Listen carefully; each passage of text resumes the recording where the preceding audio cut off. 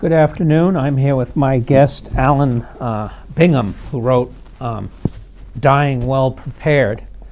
And he's a cheerful man, you know, even though he wrote this Dying Well Prepared, maybe because he's well prepared for his, as Samuel Beckett always said, we're born astride the grave, so, you know.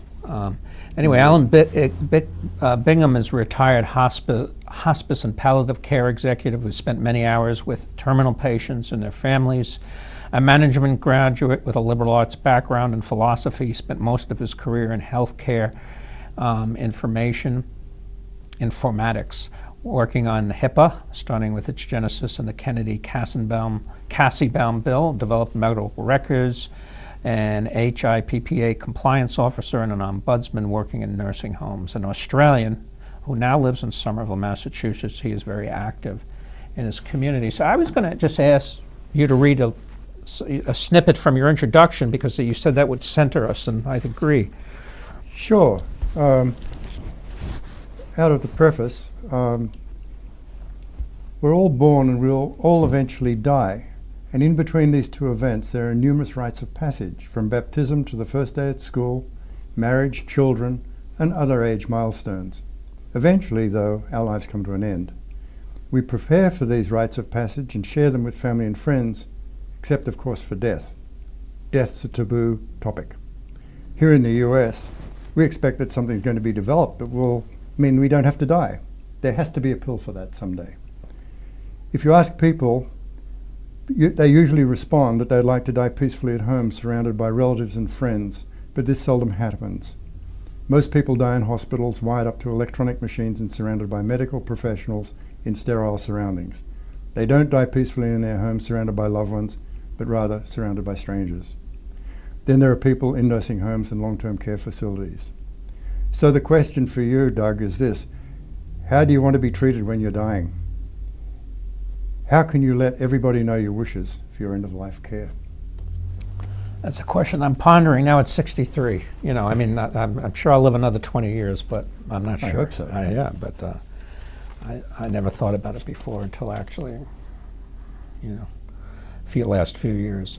But anyway, I was going to say that, I was telling you, Cicero said that the contemplation of death is the beginning of philosophy. And you were a philosophy major, or at least you studied it for 4 years, right? Yes. And so I'm sure you have an opinion about that. Well, we all ponder death, and I think death is something that we ponder because we're thinking individuals. If you don't have the rationale to think, and you don't have language to be able to put that into perspective, then you can't ponder what actually our life is about. So our life is about, it's a very short stay on this planet, and then we die. So what happens at death is something that we've always been curious about.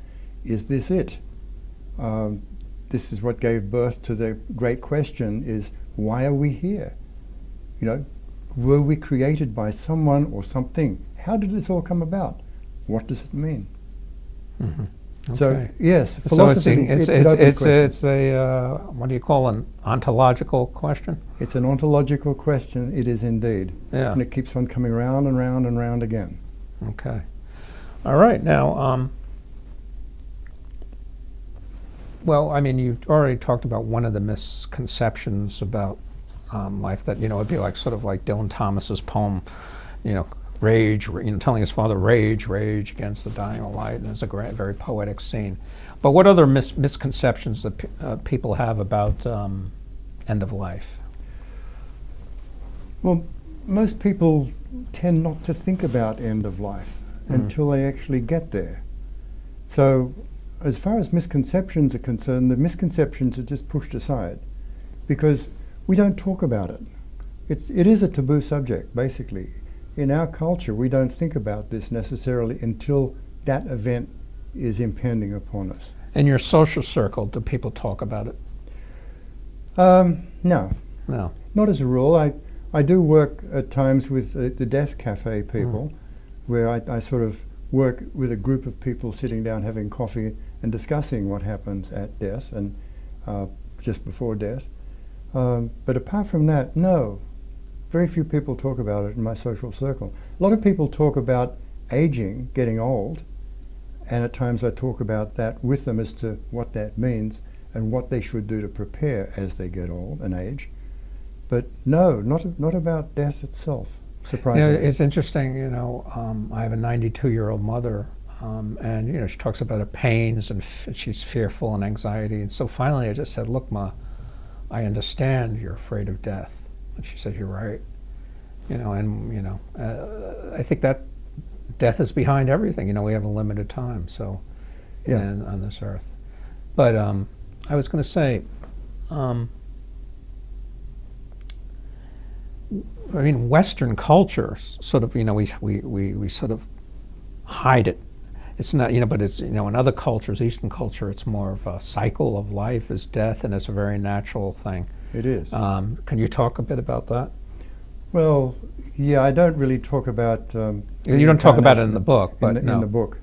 I can remember being at a conference a few years ago, which was kind of interesting, and one of the speakers said, the French have this attitude to death as c'est la guerre, it happens, it doesn't really matter. It's just part of life.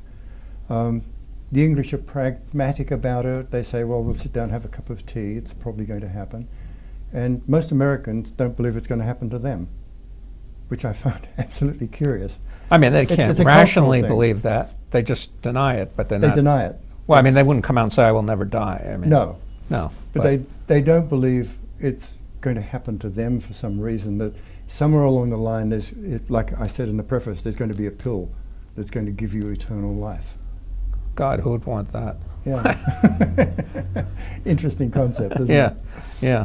And so this is based on fear? I think it's denial. Denial. Yeah, I don't think it's fear at all. I think it's just denial. So, what would you advocate for to get into, to get death being talked about, but start in early childhood, and talk about the Yes. life cycle more? What would you say? Yes, because you see, culturally, if you go to Europe or go to Asia, you'll find death is something that happens, and children are involved.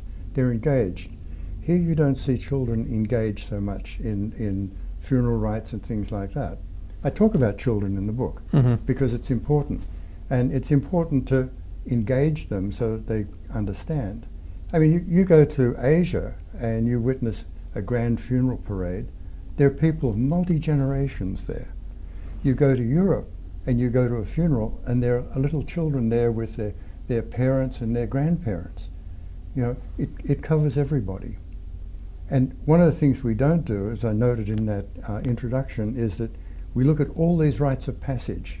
The marriage, the engagement, the children going to school, the graduations, the going to college, all these things that happen, the great celebrations of retiring and the parties, and when you get to, say, 60 or 70 or 80. But we don't really talk about what happens when you're going to die. I think, I was looking at a documentary about obituary writers for the New York Times, and they have an obituary well in advance, that's sort of like we should have that philosophy. Why not write your own obituary and, sort of prepare yourself for, Yes. And in fact, one of the things I talk about in the book is an ethical will. Now, an ethical will isn't a legal will. It's a concept that came out of Hebrew culture. And it's where you actually write down the things that were important to you in your life, why you made these decisions, what your legacy is, who you are, what you achieved, things like that. What you're going to leave to people and why. What's that important information that comes from your family down through the ages that you'd like to pass on to the future generations.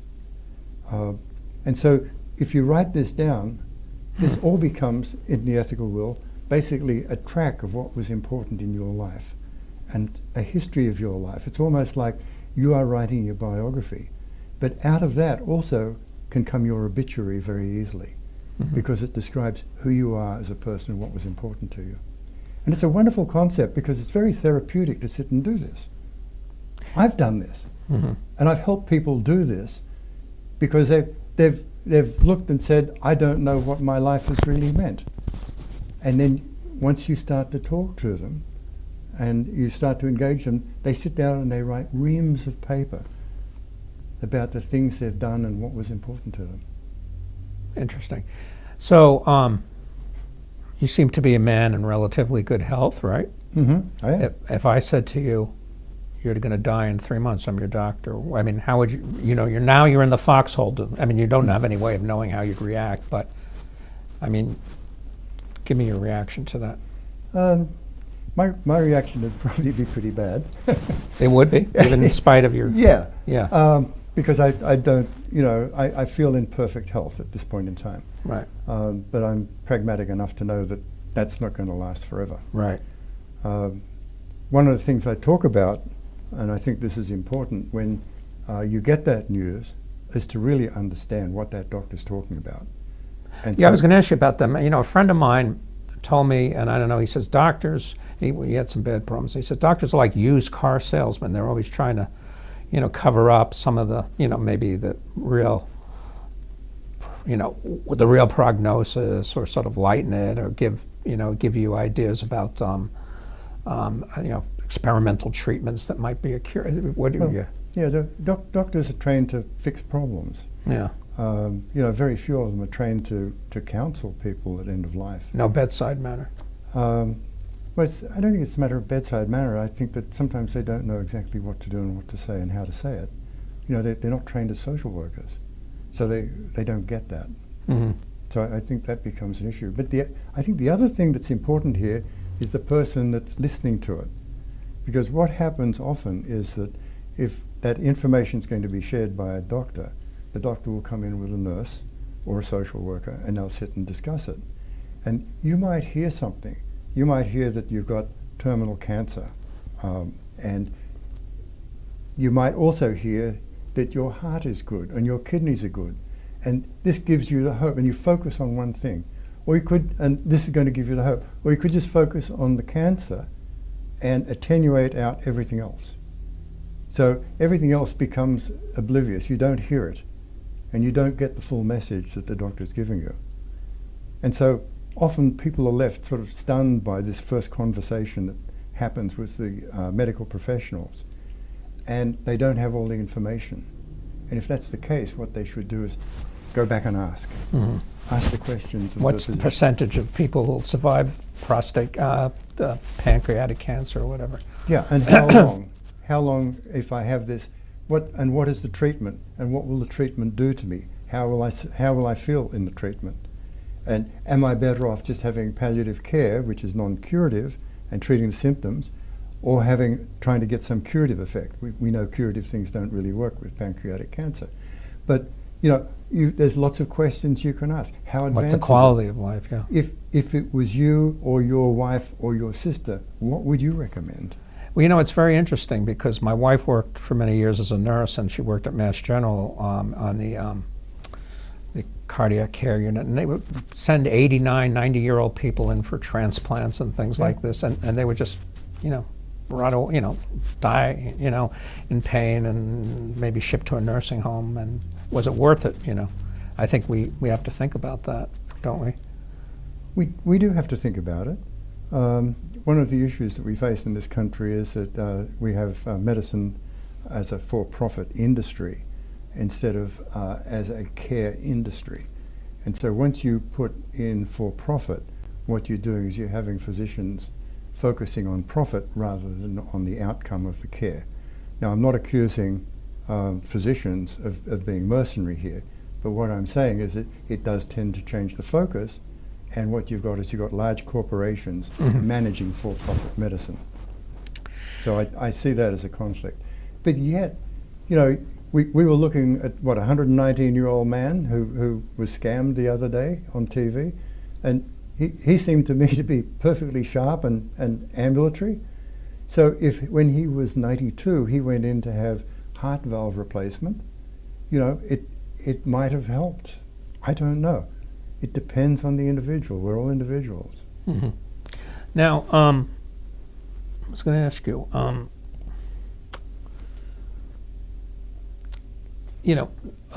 one might think Well, one might think that you're working in this profession, and you seem to be a happy man. You seem to be, comfortable in your own skin. That's just an initial impression, but that it would be very depressing. And what do you have to say about working in? I mean, not everyone wants to work in a hospice and hospice administration and things of that nature, unless you're just clinical. You're able to keep your clinical, and that's hard to do. Your clinical distance. It is hard to do. Mm-hmm. And I work with so many nurses and social workers who worked in hospice, and to me they are absolute angels. This is such a tough job, and yet in so many ways it's so rewarding. Mm-hmm. Because when you get to that stage with a patient, what they want to do is, many of them want to share their experiences with you and talk to you, because all of a sudden they might have spent the last number of years being by themselves and containing their thoughts. And all of a sudden they realize that they have a limited time. They want to make the most of that time. So sharing that time with them becomes a very rich experience. But yes, it can be hard. It can be tough at times. Let's see, I have some other questions for you. Personally, are you a spiritual man? Do you believe in, afterlife? And No, I don't, actually. none at all? No. I'm not a religious person at all. No? So you just believe death is the end, or? I believe so, yes. Mm-hmm. I'd love to believe otherwise. Have you, since you've worked with death, I mean, you hear about these out-of-body experiences and things, people seeing the light at the end, and all this stuff. I mean, what is your reaction to that? Have you experienced people saying that, or? Oh, yes. Yeah. Yeah. And I've had some interesting experiences myself, which I'd prefer not to discuss, but, and I can understand that, but I think we have very versatile minds, and we're looking for explanations continually. And those life experiences come into play, and we see often things that we'd like to see. We don't necessarily see what is true or what is real, but we see what we want to see. And I have many friends who are deeply religious, with different forms of religion, and I respect that absolutely. It's just that, for me, no. Why? Just out of interest. Well, my parents weren't religious. I didn't grow up in a religious environment. I think looking at practically at things through a lengthy education that I've had, and studying philosophy and studying science, I'd love to believe it, but I don't see it as so. Okay. Now, what you talked about family discussion, which is very important. Yes. Perhaps you can enlighten our audience a bit on that. Oh, yes. Family discussion is so important, and that to me is the second discussion you're going to have. The first discussion is when you get hit by the news by the medical professions. Right. And so you've got to come back and think about the family discussion, the circle of people, who you want to talk to and include in that, and who you don't want to include in that, because there might be people you don't want to include. Where are you going to do it? Where are you going to have this family discussion? And this is important because it has to be somewhere that's where you're not going to be interrupted and people are going to be relaxed. And then what you're going to talk about. And part of what I talk about in the book is write down at least 4 things that you want to talk about. Okay, and then how to broach the topic. One of the things that I think is terribly important, and this is what prompted me to write the book, is how to have this conversation. Because if it's something we don't talk about, we don't know how to say it. And having worked for so many years doing things with people who are in this position, and working with social workers and nurses and physicians, working with people, there are lots of things that you can say that are meaningful to start the conversation. There are ways that you can express yourselves. So I've put in here a number of suggested wording concepts so that people can take that and they can look at it and they can put it in their own words. How am I going to address this? How am I going to broach this subject? Doug, I've received some bad news, and I'd like to sit down and talk to you about it. You'll be all right. No, yeah, of course I'll be all right, but Yeah. here's the deal. I mightn't be all right in a few months' time. And so I'd like to talk about it, and I'd like to tell you what is on my mind and share it with you, and I'd like to get your feedback if possible. So if you could sit down with me for, say, 15, 20 minutes and let me explain to you what's happening with my life and what my feelings are, then I'd be most grateful.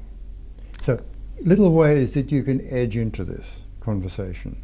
It's a difficult conversation. It's a difficult conversation. Now, what is your position on assisted suicide, things like that? Interesting. This is the land of the free, and I think legally it should Still be is, allowed. but it's questionable. Well, that the concept behind the United States, it's the land of the free. Right. I know everything costs money, but that's still, Yeah. and I think people should have that freedom of choice.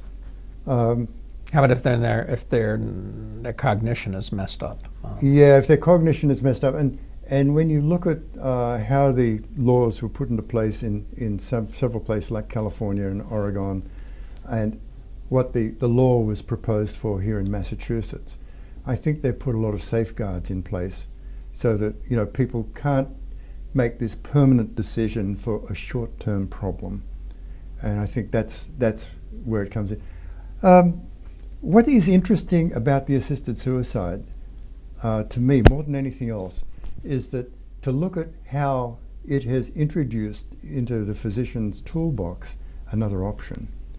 And that option means that they can talk about it. And part of the Affordable Care Act meant that physicians could talk to people during a short consultation and be reimbursed for it on end-of-life matters.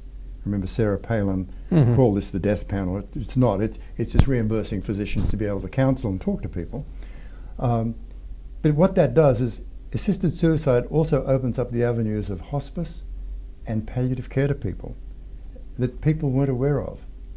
And interestingly, a lot of the people, I think it's about 30% of the population in the states, western states, that have assisted suicide, sign up for it, get the pills, they're ready to go, but they don't do it. Mm-hmm. So it's there as a backup plan. Mm-hmm. But what these people are doing is they're going on to hospice or they're going on to palliative care. And so they're solving the problem of the pain, and they're living their life well. And so the new options of these end-of-life cares, for instance the palliative and the hospice, are now identified for them. So it's done something very good in that respect.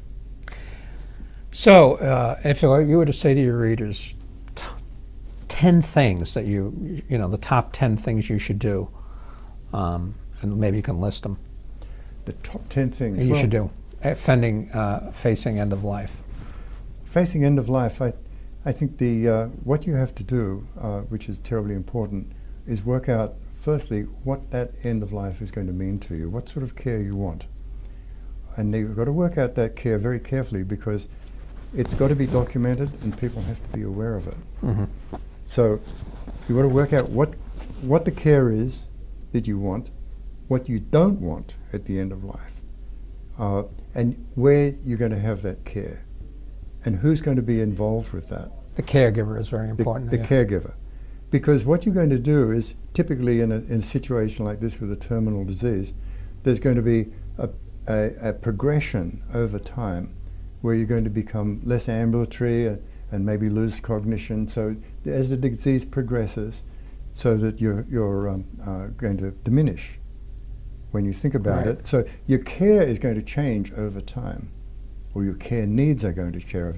How are you going to accommodate that? So I think that's the first thing you need to do. Then what you need to do is work out who's going to be your healthcare proxy. Now, I talk about healthcare proxies. Healthcare proxy is very important. That healthcare proxy is the person who's going to make sure that your wishes, the stuff that you've written down, is carried out. Okay. They don't necessarily have to make medical decisions for you.